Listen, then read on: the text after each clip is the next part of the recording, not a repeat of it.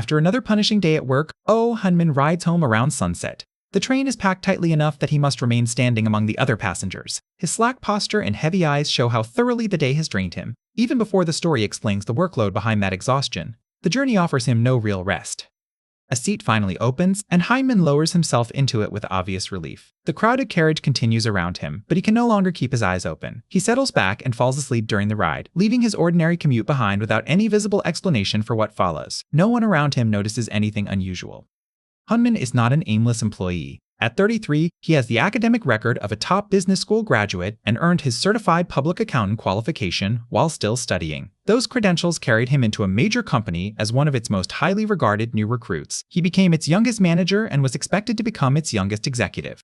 Whenever a project reaches a dead end, executives hand it to Hyman because he is known for producing results even when the assignment is punishing. That reputation has led straight to his current condition. After 3 consecutive months of overtime, even sitting on the train leaves him drained and unresponsive. When Hyman opens his eyes again, he is no longer inside the train. He sits on a cold, roughly shaped stone throne in a cavernous place. Small figures crowd the floor before him, turning a familiar moment of waking into a scene he cannot immediately understand or explain. The transition itself remains completely unexplained. The creatures bow toward the throne and address Hyman as their lord. Their goblin faces make the title stranger, yet their words reach him as clear Korean. He looks across the kneeling crowd, caught between disbelief and the unmistakable fact that every creature there expects him to respond. No translation barrier separates them. Hyman studies the surrounding cave and the crude seat beneath him. Nothing resembles his commute, office, or home. The goblins remain gathered close by, so the mystery is not a private hallucination he can simply ignore. An entire waiting community has already placed him at the center of its attention. Every visible detail confirms the displacement. Still seated above the crowd, Hyman reacts cautiously to the repeated Lord address. The goblins show no sign that the situation is unusual from their perspective. Their certainty contrasts with his confusion, forcing him to treat the stone chamber and his sudden authority as immediate practical facts. For the moment, their expectations are unavoidable. The initial exchange leaves Hyman with no answer about how he arrived. What he does know is limited but concrete. He is inside a cavern, goblins understand him, and they regard him as their ruler. Before he can resolve the larger mystery, a much simpler physical need demands attention.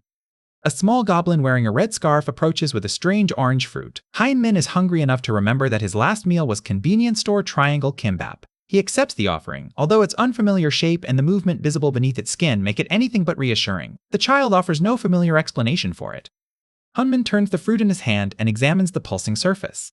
The child and the surrounding goblins wait for his reaction, making the offering feel important to them. With no familiar food available and his hunger unresolved, he finally brings the unusual fruit toward his mouth. The decision is driven by immediate need. He bites into the orange fruit and discovers that it tastes unexpectedly good. The goblins watch him eat, while the red scarf child stays closest to the throne. For a brief moment, hunger replaces the larger questions about the cave, because the strange food proves edible and immediately satisfying. Nothing about its taste warns him away. Once Hyman finishes reacting to the fruit, his condition changes. Dizziness begins to overtake him while the goblins remain nearby. The timing is visible, but nothing yet proves that the fruit caused it, so the sudden sensation becomes another unexplained development rather than a settled answer. As the dizziness continues, a game-like status display appears before Hyman. It identifies him by name and lists his position as Lord of Red Rock Valley. The same screen records a population of 47, turning the gathered goblins into a defined territory rather than an anonymous crowd. That population figure matches the surrounding subjects. The status also lists overtime and speech as traits, alongside a tool called Wiki. Most urgently, it shows a countdown to territory war with only a little more than 4 days remaining. Hyman focuses on the information, because the timer gives his confusion an immediate and potentially deadly deadline. Only days remain before it expires. Hyman now has a name for the territory, a population count, 2 unexplained traits, and access to Wiki. None of those entries tells him why he left the train. The war countdown, therefore, becomes his first actionable problem, and he turns to the new tool for clearer rules. Wiki defines territory war as a conflict that mobilizes every available resource to protect a lord's territory and subjects. Hyman reads the explanation rather than assuming ordinary military rules apply. The definition makes both land and residence part of the coming struggle, expanding the danger beyond his own survival. Red Rock must respond as a single unit. He asks where he is, but the system refuses to provide an exact location at his current level. It does reveal the broader setting. This place belongs to the demon realm. The answer confirms that the cavern is far beyond his familiar world while still withholding any useful route out. His exact position remains inaccessible. Heinemann presses Wiki for more detail, only to meet additional level restrictions. The tool can answer some direct questions, yet crucial information remains locked because he is a new, low-level lord. His supposed authority therefore comes with almost no knowledge, while the countdown continues regardless of that disadvantage. The tool offers no exemption for inexperience. He also asks about returning home. Wiki does not offer an immediate method, and its fuller explanation is again limited by his level. The possibility is not completely denied, but Hunmin cannot treat escape as a present solution. First, he must understand whether he can survive the approaching war. Survival must come before any possible return. The interface leaves Heinemann visibly frustrated because every important answer seems conditional or incomplete. Still, the confirmed facts are severe enough. He is in the Demon Realm, rules Red Rock Valley, and faces a mandatory territorial conflict within days. Ignorance cannot stop the timer or protect the goblins. When Heinemann looks closely at his 47 subjects, their thin bodies reveal widespread malnutrition. Wiki explains that defeat transfers authority over their lives and deaths to the opposing lord. Losing would therefore place every goblin before him, as well as Heinemann himself, under an enemy's control. The rule makes his new title dangerously concrete. The statistics make that danger even clearer. 99.95% of defeated lords have died. Heinemann sees no reason to expect mercy from whoever attacks Red Rock. The starving crowd, the transfer of authority, and the recorded death rate turn a vague war notice into an existential threat. No hopeful exception is offered. The crisis triggers a memory of Hunmin at work. His team had no usable budget, insufficient manpower, and almost no time, yet management still expected the report finished by the following morning. The flashback shows him carrying materials through the office, taking calls, checking the clock, and facing another impossible deadline alone. The memory ends with Heinemann noting that even the part where his life is on the line feels like his old reality. The parallel is grim, but it also means the new crisis resembles the impossible assignments he already knows how to organize. Hunmin asks Wiki one final question. If he keeps winning territory wars and raises his territory level, can he return home? The interface answers that it is possible. The reply offers no route or schedule, but confirms that survival and continued progress could eventually connect him to the world he left behind. Wiki immediately qualifies that hope. The probability of a newly appointed lord surviving a first territory war is extremely low. Heinemann rises and walks toward the goblins, thinking about 4 days and an unknown world. He has heard enough. Instead of seeking more answers, he decides to act before the deadline expires. Heinemann turns from the interface to the assembled goblins and formally introduces himself. He gives them his name, his age of 33, and his experience as a manager. The information means little to creatures of the demon realm, but it establishes the kind of leader now occupying their throne. The introduction is practical, not ceremonial. He then announces the operating rule for the coming emergency. Beginning that night, everyone will work overtime. Hunmin treats the 4-day countdown like a brutal project deadline and places the entire territory on the schedule. The goblins listen as their new lord converts corporate endurance into a survival plan. Preparation begins immediately under that command. Heinemann completes the address with absolute confidence. Overtime creates miracles. The declaration does not prove that Red Rock can win, but it ends his initial paralysis. With the 47 goblins now awaiting orders, the exhausted office manager fully accepts responsibility for preparing the threatened territory. With the territory war approaching, Heinemann surveys Red Rock Valley instead of relying on its weak residents or poor equipment. He notices that the entrance is narrow before opening into a wider interior. That shade can restrict an invading force, so the landscape becomes the foundation of his defense rather than a passive boundary. Heinemann divides the 47 goblins into working groups. 10 must cut down trees, 15 must collect stones and stack them on the cliff above the approach, and everyone else must dig pits along the route. Each order supports the same plan, control a confined passage before the enemy can exploit greater numbers. The goblins immediately begin the assigned labor with the crude means available to them. One group attacks trees without proper tools, turning raw trunks into material for the defenses. Their small bodies and poor condition make the work punishing, but Hunmin's schedule leaves no room to wait for better equipment. They work anyway. Other workers carry stones uphill and prepare piles overlooking the path, while the digging group tears into the ground with bare hands because Red Rock has no shovels. The physical cost is visible in every task. Even so, the entrance gradually changes from an open route into a layered defensive corridor. The design is deliberate. By night, the goblins have sharpened wooden poles and continued shaping the pits and stone positions. Darkness does not end the work Hunmin assigned. The exhausted residents keep moving through pain and fatigue, building weapons from trees and traps from earth because those are the only resources their territory can provide. Stopping is not an option. Injured hands and worn faces show how hard the preparation has become. Heinemann watches the goblins struggle through the night, aware that ordinary labor at this pace would consume their remaining strength before the battle. Then his overtime trait activates, giving the desperate schedule a measurable system effect. The change appears just in time. Overtime raises work efficiency by 15% while reducing hunger and stamina consumption. The ability does not create food, weapons, or trained soldiers, but it lets Red Rock's exhausted population continue preparing longer. Hunman finally understands that one of the traits on his status is directly tied to the management method he already knows. Hunman gathers the workers and makes them shout overtime together. The unfamiliar corporate word becomes a rallying cry for goblins who have spent the night cutting, carrying, and digging. Their response helps bind the separate work groups into one territory, but enthusiasm alone cannot solve the weakness of their fighting equipment. The order keeps their focus together. A quick inventory reveals how little Red Rock can field. Some goblins hold stones, others carry rusted daggers, and several have nothing but their bare hands. Hunman cannot equip them for an ordinary contest of strength, so he must create a method that makes simple sharpened poles useful against a charging enemy.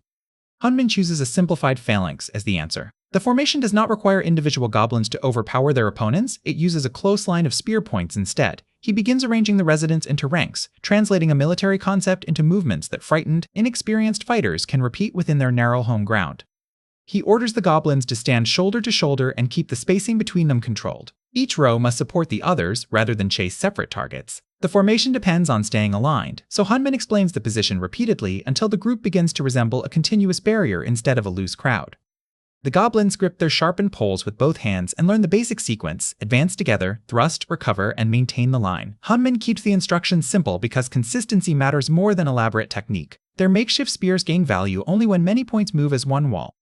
Training begins with the entire formation stepping forward on command. Early attempts are uneven, and goblins lose balance or break the line. Hunman does not soften the standard. He orders them back into position and makes them perform the same advance and thrust again until the motion becomes familiar. Practice continues without pause. Every mistake triggers another correction. Fallen goblins must stand, rejoin their places, and repeat the sequence with the others. Hunman treats the drill like a process that can be improved through repetition rather than talent, refusing to let embarrassment or fatigue become an excuse for leaving a weak gap. Then the line tries again. The struggling faces remind Hunman of new employees after a rejected probation review. He recognizes the same mixture of fear, effort, and uncertainty, and applies the lesson he learned at work. A repeatable procedure can carry inexperienced people farther than sudden inspiration. The goblins continue advancing and thrusting under that logic. Experience guides his instruction. Hunman adds 10 more repetitions whenever the formation makes a mistake. Groans and exhaustion follow, but so does visible improvement. Rows begin to move at the same pace, poles extend together, and the improvised unit becomes harder to disrupt. Discipline slowly replaces the chaotic reactions with which the goblins began. The improvement is earned, not sudden. After repeated advances, falls, corrections, and extra rounds, the goblins can hold a recognizable spear wall. They are still hungry and poorly armed, yet their shared movement gives them a defensive capability they did not possess before. Hunman's preparation has converted time and repetition into a practical weapon. While the training and construction continue, the Red Scarf Child approaches Hunman with a different way to survive. The suggestion is not another trap or formation. Instead, the child describes the custom Red Rock used before his arrival, revealing how the weak territory previously tried to appease stronger enemies. Its cost is human. The child proposes surrendering 3 young goblins as food when the attackers arrive. According to this desperate practice, sacrificing a few might persuade the enemy to leave everyone else alone. The idea is presented as familiar survival, not cruelty for its own sake, which shows how completely fear has shaped Red Rock's past choices. For the goblins, the proposal offers a chance to avoid direct battle against a stronger territory. The child appears ready to accept that cost because prior raids taught Red Rock to bargain with its own population. Hunman now has to decide whether his defense truly protects everyone or merely changes which residents are surrendered. Hunman rejects the sacrifice outright. He will not buy temporary safety by handing children to the invaders, even when the old custom seems less dangerous than battle. His refusal turns the coming war into more than personal survival. It becomes a direct break from the territory's habit of yielding its weakest members. He explains that if they keep giving things away whenever an enemy demands them, eventually nothing will remain. Land, food, and people would disappear piece by piece while Red Rock called each loss a compromise. The reasoning links his resource management to a moral boundary. Residents are not expendable tribute. The defense must end that pattern. Hunman promises that this time Red Rock will give up neither territory nor children. The goblins have already worked through the night and drilled as one formation, so he commits those preparations to a complete defense. Everyone protected by his title will face the invasion together rather than selecting victims in advance. The deadline finally expires, and the territory war begins. A portal opens before the prepared entrance, turning the distance system warning into a visible gateway. Red Rock's goblins wait behind their traps and sharpened poles while Hunman watches for the first sign that Black Hill has entered the corridor. The enemy is seconds away. Black Hill goblins pour through the portal and charge toward Red Rock in a dense, aggressive mass. Their speed and confidence contrast with the defenders' earlier fear. Yet the attackers are moving exactly where Hunman intended, into a narrow approach shaped by pits, elevated stones, and a formation waiting farther inside. Their momentum works against them. Hunman orders his goblins to kneel and raise their spears toward the incoming force. Rows lower together, presenting a field of sharpened points rather than exposed individuals. The repeated drill now has an immediate purpose, and the frightened residents hold the stance they practiced as the distance rapidly closes. No one breaks formation yet. With the enemy committed to the charge, Hyman openly taunts them from behind the defense. Black Hill continues forward, seeing an inexperienced new lord and weak goblins ahead. Red Rock does not attack early, its prepared spear wall waits while the invasion advances toward the first hidden trap. Black Hill begins the battle by rushing straight through Red Rock's narrow entrance. The attackers arrive in a thick column, relying on speed and numbers to overwhelm the small territory. Hunman remains behind the prepared defenses, watching their approach instead of spending his traps on the first few enemies. The first trap remains concealed. More Black Hill goblins crowd into the confined passage as those in front continue charging. The narrow walls compress the invasion and prevent the fighters from spreading out. That density is exactly what Hunman planned for, because each new body entering the corridor makes it harder for the column to stop or reverse. Hunman holds his order until the leading attackers reach the hidden pits. Red Rock's spear wall stays back while Black Hill commits deeper into the root. The delay is deliberate, triggering the defense too early would warn the rest, but allowing the charge to build makes the enemy's own momentum part of the trap. The front ranks finally break through the covered ground and plunge into the pits. Goblins behind them see the danger and try to warn the rest, but the charge has already packed the corridor. The first trap works without Red Rock meeting the attackers in open combat, just as Hyman intended. Momentum now favors the defenders. Warnings from the front cannot overcome the pressure from the rear. Black Hill goblins farther back keep pushing, sending additional fighters into the holes and piling bodies together. Retreat becomes increasingly difficult as the narrow path fills, turning the invading force's numerical advantage into congestion and confusion. Their own charge keeps feeding the disaster. Once more than half of the attackers have crossed into the trap section, Hyman judges that the column can no longer withdraw cleanly. He gives the next command to the goblins waiting above: release the stones. The second stage begins only after the first has fixed the enemy in place. Red Rock's workers tip the stone piles from the cliff above the corridor. Rocks descend onto the goblins jammed around the pits, striking a target that has almost no room to scatter. The knights spent hauling every stone uphill now produce their intended result, converting simple weight and elevation into lethal force. The barrage continues across the trapped mass. Black Hill cannot climb out, advance freely, or retreat through the bodies pressing from behind. Red Rock's weak residents remain beyond immediate reach while their prepared ammunition does the damage. Hyman's defense keeps exploiting position instead of matching the invader's strength against strength. With the enemy formation broken and confined, Hyman sends the trained spear wall forward. Red Rock's goblins advance shoulder to shoulder, bringing the sharpened poles they practiced with through countless repetitions. The line approaches the survivors as one unit, maintaining the spacing that once seemed impossible during training. Training is becoming battlefield action. The front rank thrusts into the trapped attackers, then draws its spears back without abandoning formation. Each movement follows Hyman's simple drill: step, strike, recover, and remain aligned. The goblins are not displaying individual skill. Their safety comes from keeping many spear points between themselves and Black Hill. The practiced rhythm keeps them protected.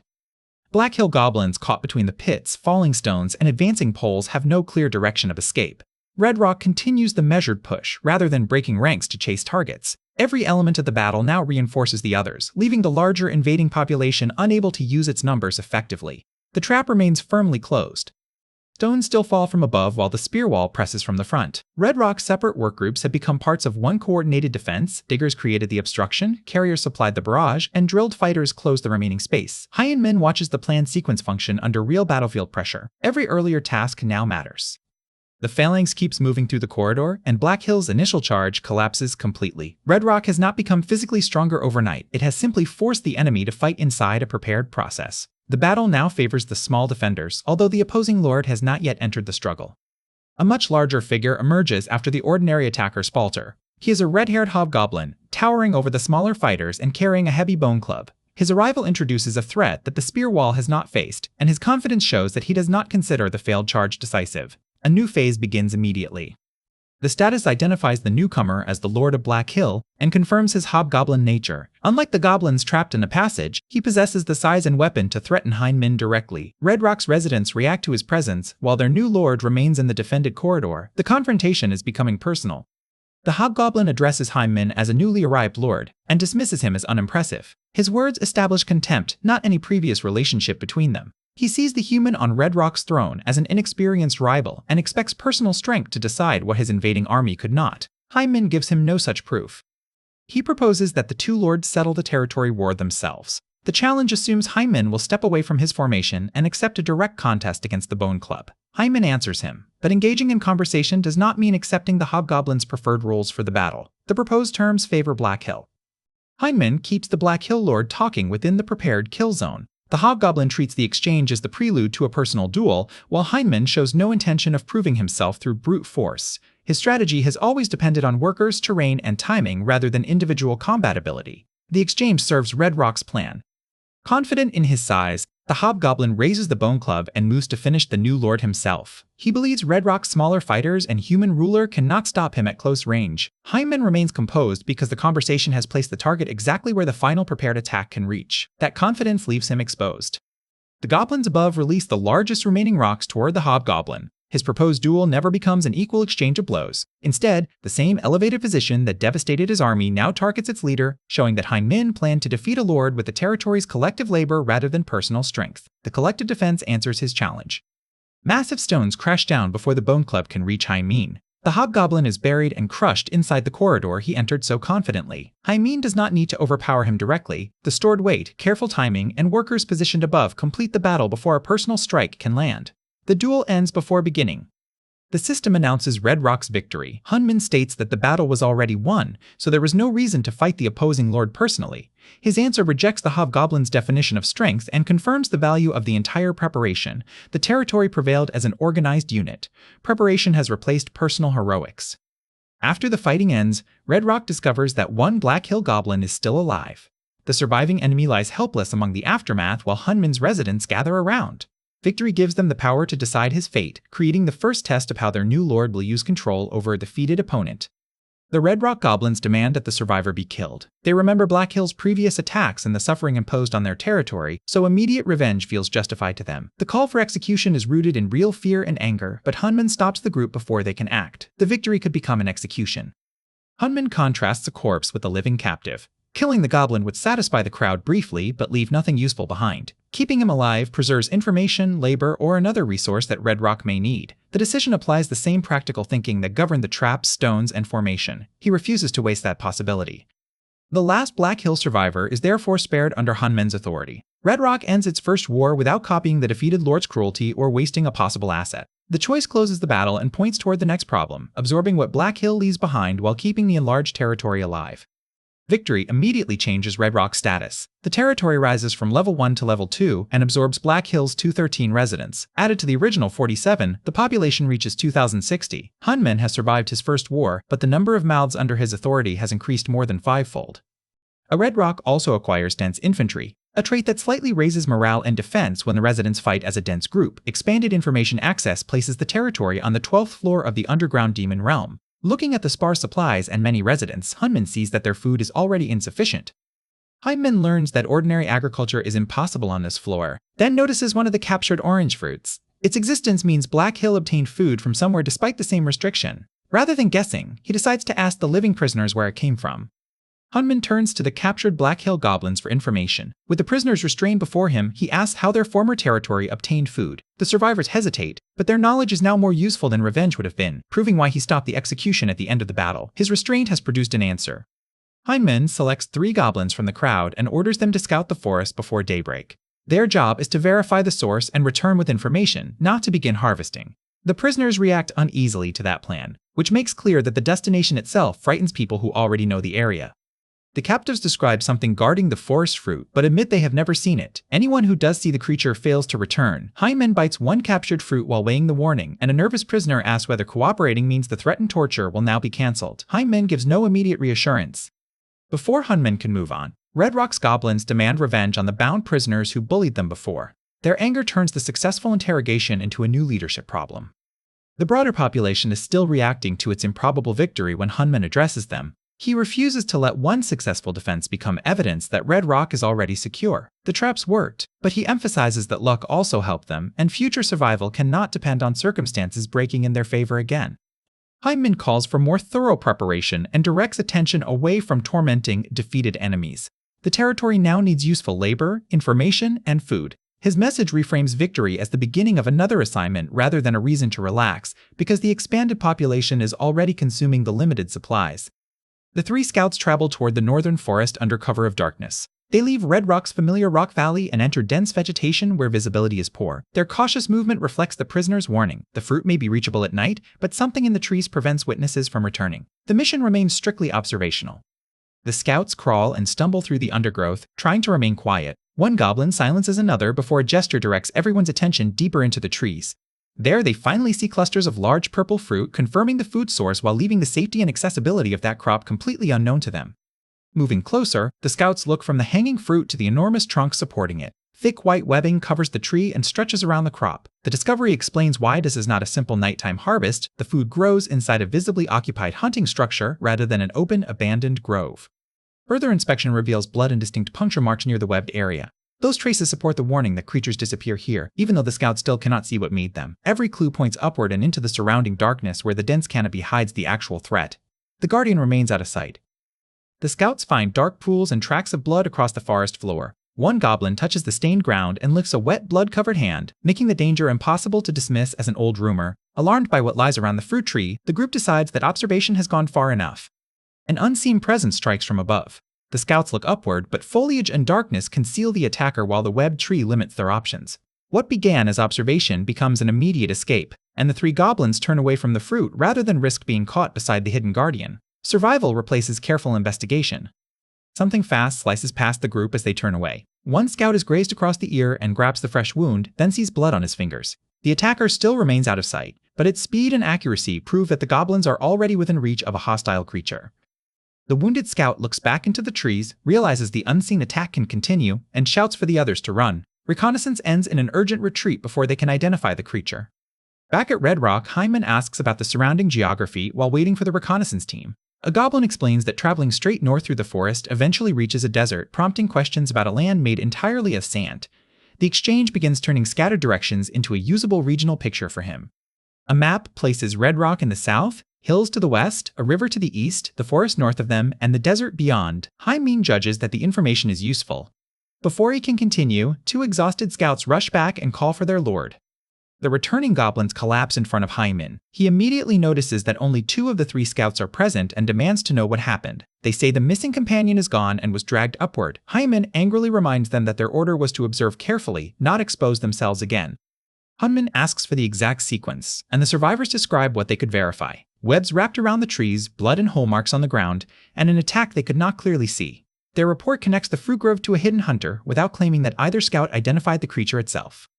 Hyman concludes that a giant spider is guarding the fruit tree. He recognizes that fighting such a creature inside dense forest would put his goblins at a disadvantage. The enemy controls visibility, height, and sticky terrain, while Red Rock still lacks a tested way to break the webs. Direct pursuit would favor the predator. The worst outcome would be losing more residents without securing food, yet doing nothing leaves 260 goblins to starve. With no viable alternative source, Hyman chooses the risk he can investigate. He orders the population to pack and move toward the forest, despite the terrain advantage held by the presumed spider. Away from Hyman's planning, the hidden threat is finally shown. A massive spider occupies the canopy around the webbed tree, and the missing scout is caught in its control. The reveal confirms Hyman's conclusion for the audience, although the returning goblins never saw the creature clearly enough to provide that certainty. The scout's fear was fully justified. The spider holds and feeds on the captured goblin above the forest floor. Red Rock therefore approaches a predator that has already killed one scout and still controls the only known renewable fruit supply. The chapter ends before Hyman reaches the tree or discovers any method for countering its webs. Hyman brings Red Rock's enlarged population to the edge of the northern forest. He had hoped the movement would reveal or lure out the spiders, but nothing openly appears among the trees. The unseen predators retain the advantage, forcing him to study the boundary without knowing where an attack might begin. The forest gives no answer. The territory cannot simply wait. Existing rations will not feed 260 goblins for long, and the forest contains the only known fruit source. Hyman also confirms that the webbing is remarkably strong. He calls the red scarf child back from the edge, preventing another reckless solo approach while he searches for a safer method.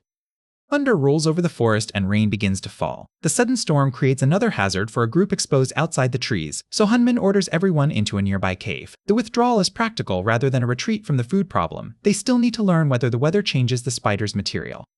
From shelter, Hyman checks the webbing under the heavy rain. Water runs over the strands, but they remain intact instead of weakening or dissolving. The storm therefore removes one possible solution. Red rock cannot rely on rain to clear a path, and the spider's barrier stays dangerous even in wet conditions. The experiment has failed. As the goblins gather inside the cave, someone notices that one member of the group is missing. Hyman checks the crowd and realizes the absence occurred during the confusion of the storm. With invisible predators nearby and rain obscuring the forest, a missing resident could already be in immediate danger. A head count confirms the problem. The absent goblin is the small red-scarfed child called Brat by the others. Despite Hunman's earlier warning, the child has gone toward the forest alone. The discovery turns the general food crisis into a rescue emergency, because the same area has already taken one trained scout without revealing its attacker. Time now matters even more.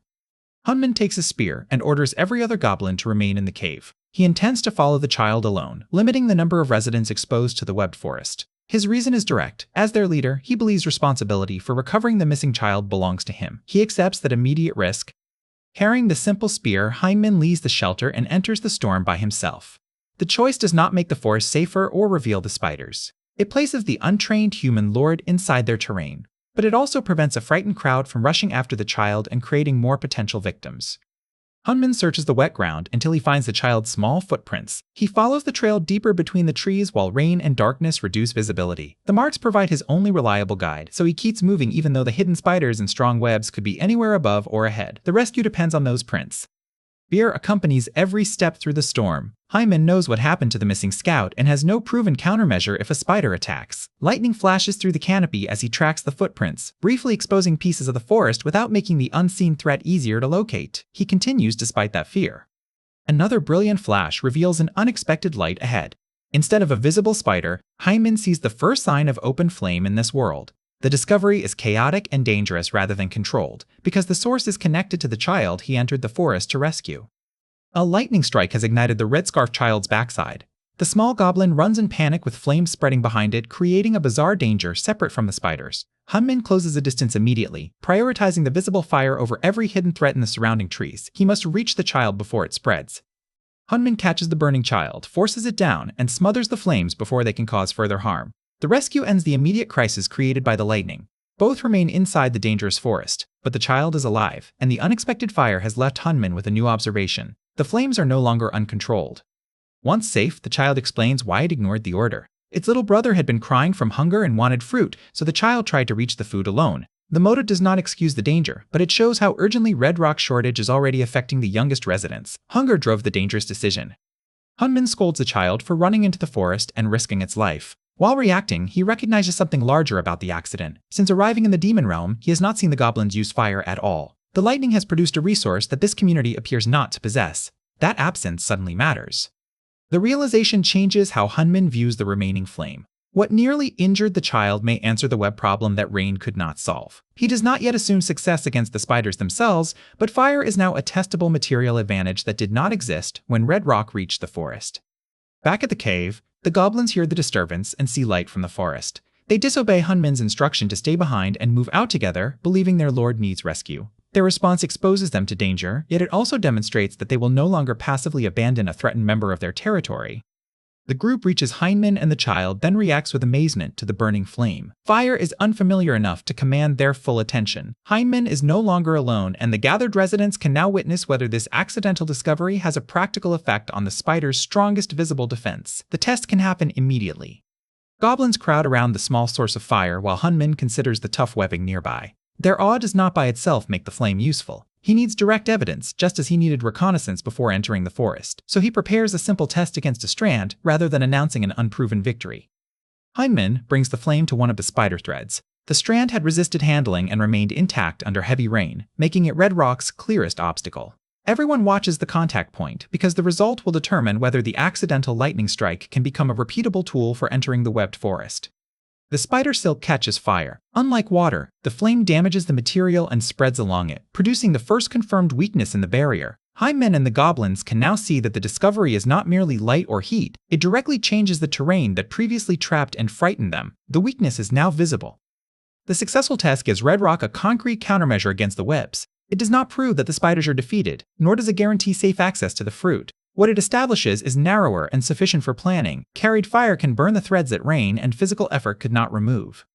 Hyman turns to the child whose reckless trip and lightning accident exposed the discovery. He decides to give the goblin a proper name, choosing Kim Prometheus in reference to the newly found fire. The act is spontaneous, but the status system immediately treats naming as a meaningful event within the territory. Naming follows the discovery of fire. Hyman shortens the child's new name to Kimpro. A system notification identifies this goblin as Red Rock's first-named resident, confirming that the choice has effects beyond ordinary conversation. The message does not yet explain detailed abilities or statistics, so only the visible transformation can show what has changed. The system has recognized his decision. Himpro begins to glow and lift from the ground. The small body visibly grows larger as the surrounding goblins watch, turning a verbal name into a physical system event. Hunman cannot yet determine the full consequences, and no exact new values are available, but the child is plainly no longer unchanged. Naming has produced an undeniable result. Hyman postpones investigating Kimpro's transformation because the food crisis and spider threat remain immediate. With the web test completed, he orders that every goblin receive a torch. The accidental flame is converted into a territory-wide tool, allowing the population to approach the forest with something that can destroy the binding strands. Action takes priority over explanation. Torches are raised as Hyman declares that it is now their turn. Red Rock prepares to move against the forest threat with fire in hand. The chapter stops at that readiness. The group has a method for burning webs, but no attack. Rescue of the captured scout, harvest, or victory has yet been shown.